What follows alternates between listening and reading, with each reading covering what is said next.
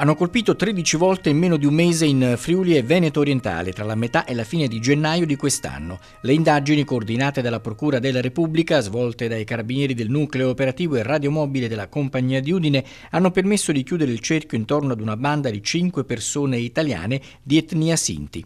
Il GIP del Tribunale di Udine, nei confronti degli indagati, ha emesso 4 ordinanze di custodia cautelare in carcere ed una ai domiciliari. Il blitz dei carabinieri è scattato all'alba. Tutte le misure sono state eseguite. Destinatari dei provvedimenti sono 3 uomini di San Daniele di 27, 29 e 33 anni, uno di San Vito al Tagliamento di 53 anni e uno di Dolo di 34 anni.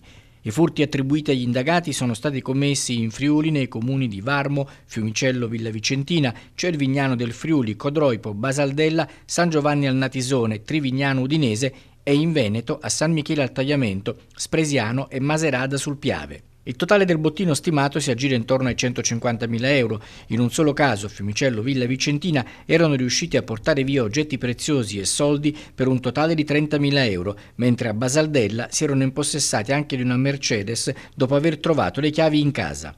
I ladri si introducevano nelle abitazioni delle vittime attraverso l'effrazione di porte e finestre e portavano via ogni cosa di valore che trovavano, tra cui gioielli, orologi, soldi contanti, argenteria, macchine fotografiche e monete antiche. Nell'abitazione svaligiata a Varmo, i carabinieri hanno individuato indizi risultati determinanti a completare il quadro. I militari si sono avvalsi di sopralluoghi, visione di immagini di videosorveglianza di circuiti privati e pubblici e pedinamenti. Dalle indagini è emerso che dopo ogni furto veniva cambiata l'auto per gli spostamenti.